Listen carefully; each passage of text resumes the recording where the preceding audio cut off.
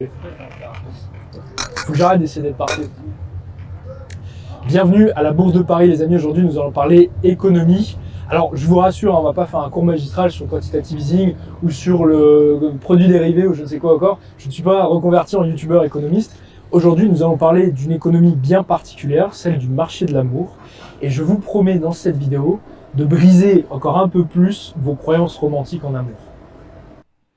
Donc, là, il est gentil. Mais bon, après, je crois que sa chaîne s'adresse principalement aux hommes.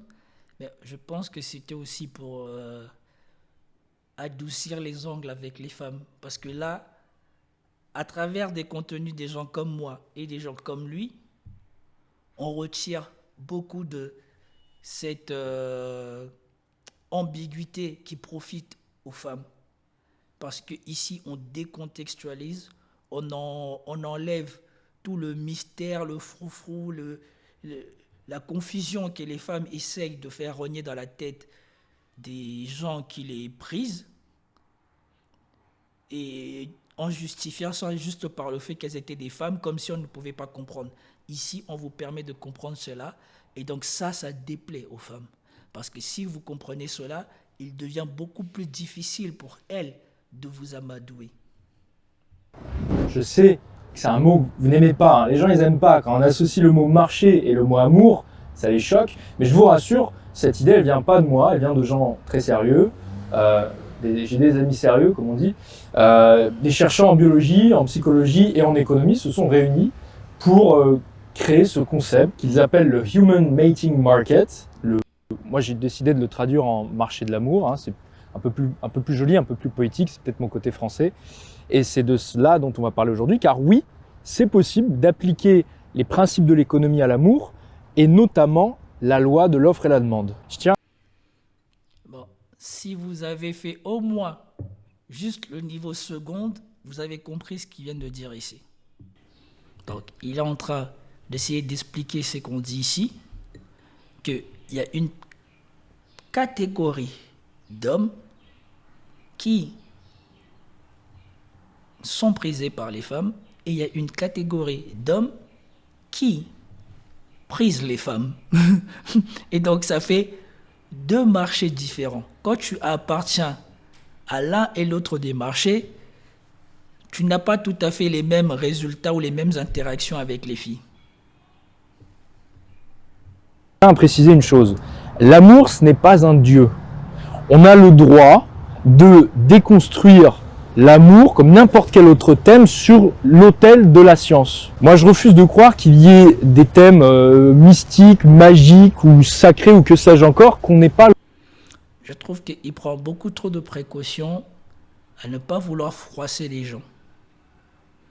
Donc je ne sais pas pourquoi il dit on a le droit de désacraliser ou de parler de l'amour d'une autre manière que ce qu'il nous est raconté en temps normal.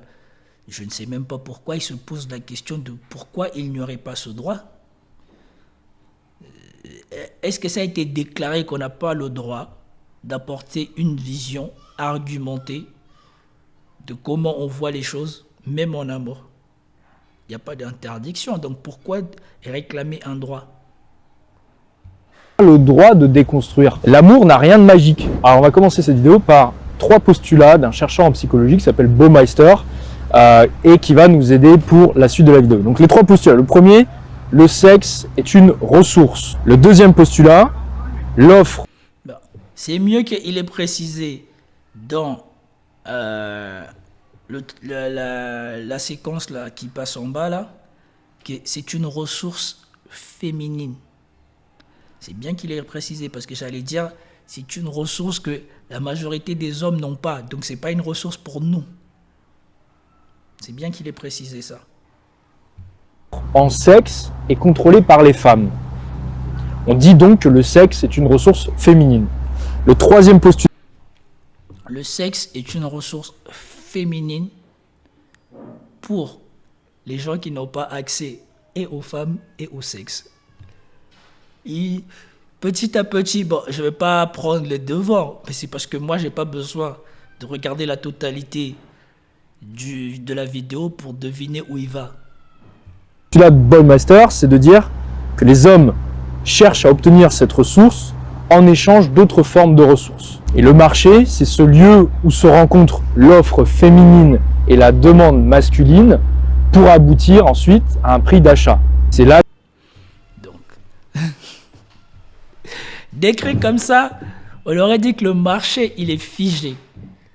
Donc, quand on est au début de cette vidéo, c'est un peu assommant pour les hommes. Parce que si tu ne vas pas au bout de la vidéo, tu vas croire que pour toi, tu ne peux pas t'en sortir en fait. Qu'il n'y aura que les femmes qui seront au contrôle. Mais bon, voyons comment va se développer la suite de la vidéo. Que les deux acteurs se mettent d'accord sur un prix d'échange. Alors vous allez me dire, ouais mais Léo, pourquoi le sexe est-il une ressource féminine? Donc c'est vrai, il faut le démontrer. Alors pour ça, on peut se baser sur deux arguments, en tout cas c'est les arguments sur lesquels se basent les chercheurs. Le premier, c'est la perspective évolutionniste. Pour ça, on se base sur la théorie du biologiste Trivers. Donc la théorie de Trivers, c'est la théorie de l'investissement parental. C'est de dire que les femmes s'investissent bien plus que les hommes lors de la reproduction. Déjà, il y a un coût physiologique bien plus élevé. Bon, après ça, j'avais déjà vu ça et j'ai dit ça dans la vidéo où il y a Jordan Peterson qui parle avec un autre psychologue très très important sur les relations amoureuses. Quand j'ai fait la vidéo, je ne me rendrais même pas compte à quel point cet homme-là était important, mais apparemment cet homme-là a écrit des best-sellers sur les échanges hommes et femmes, et lui, il disait cela aussi. Il disait que bonjour à tous ceux qui arrivent, s'il vous plaît, quand vous arrivez, mettez un like, ça aide la chaîne à grandir et donc ça nous permet d'avoir plus de gens qui viennent sur le live. Et donc, ce psychologue-là disait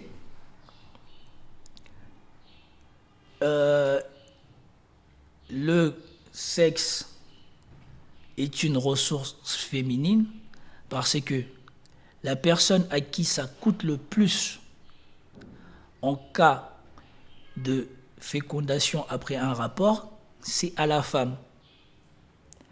Donc du coup, la femme, elle ne peut pas l'offrir à n'importe qui. Et donc, il lui faut une offre assez importante pour qu'elle prenne le risque de partager son organe génital. Tandis que l'homme, ça lui coûte pas grand-chose de faire du sexe, et surtout le sexe n'a quasiment pas de conséquences internes sur son corps à lui, et donc lui, il va essayer de mettre le maximum juste pour assouvir ce besoin et s'en aller. Après, je trouve que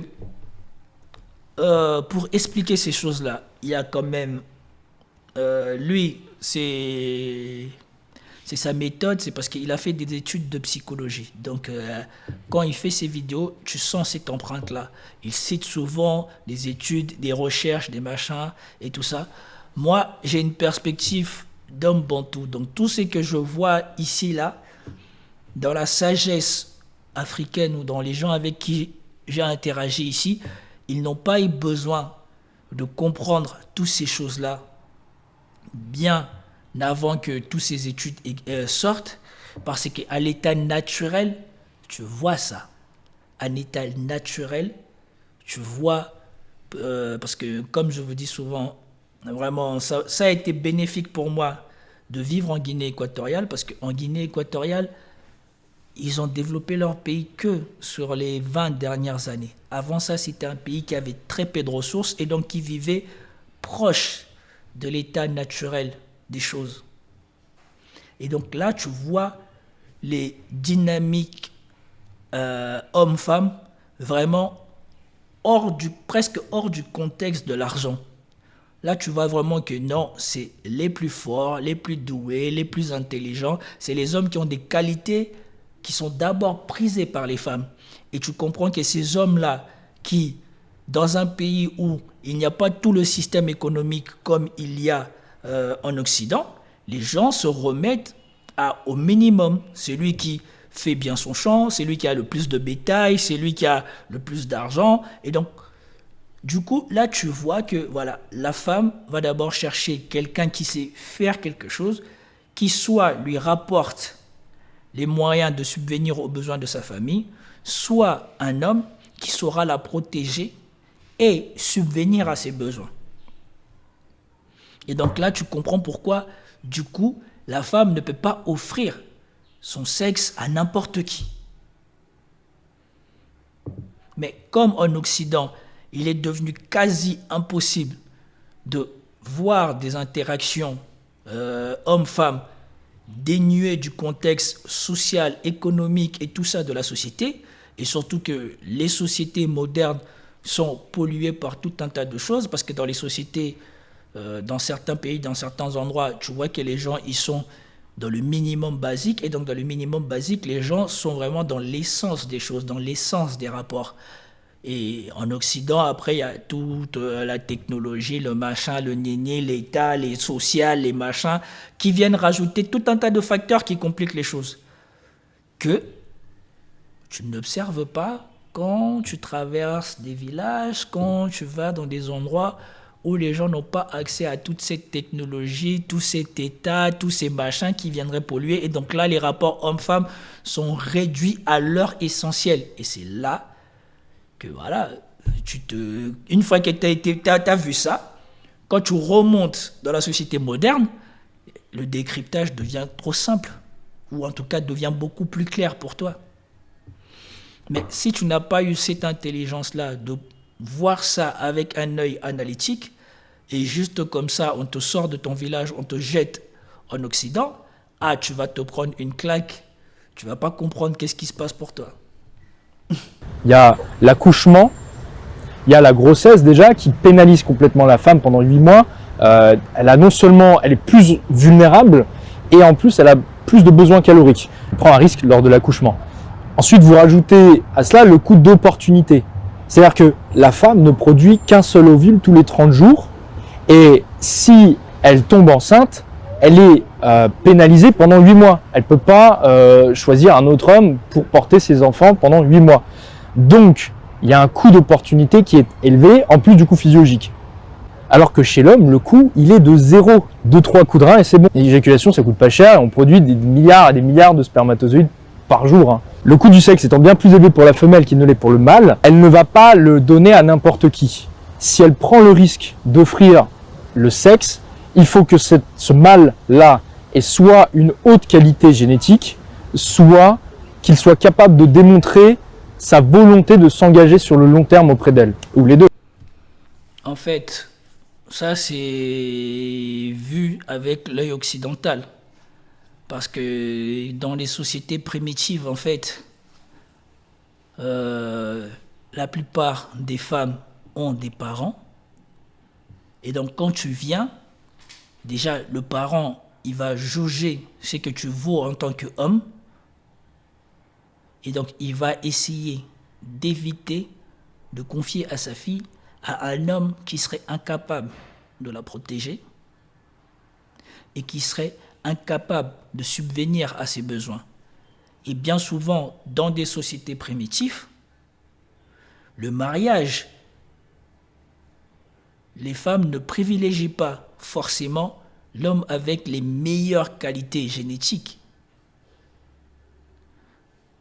Certes, si tu as les meilleures qualités génétiques, ça va te mettre en bonne lignée pour être parmi les meilleurs hommes, donc ça veut dire que tu es fort, tu es grand, et tout ça. Cependant, si tu es juste beau et tu n'es pas fort, et tu n'es pas le plus rapide, tu n'es pas le plus intelligent, dans un contexte primitif, être beau, ça ne veut pas dire avoir la préférence génétique pour les femmes. Donc, c'est pour ça que quand vous allez dans les villages, vous voyez l'homme qui aura le plus de femmes ou l'homme qui est prisé par les femmes n'est pas forcément le plus beau et parfois n'est pas forcément le plus fort. C'est lui qui a su démontrer sa valeur autrement, par exemple, qui a su multiplier sa bétail, qui a su multiplier ses champs, qui a su contenter tout le village, prendre soin du village. c'est souvent ceux qui arrivent à démontrer une capacité à prendre soin d'eux-mêmes et aussi d'une partie du village qui sont prisés par les femmes. Maintenant, une fois que tu commences à sortir de ce contexte où les choses sont vraiment tournées vers l'essentiel, c'est normal. Peut-être que si on descend d'un cran encore plus bas, à l'époque où il y avait la chasse et tout ça, peut-être que la génétique, là, ça commence à... Mais quand on parle de génétique, il faut préciser de quel côté de la génétique on se base. C'est pas du côté de la beauté quand on dit génétique là.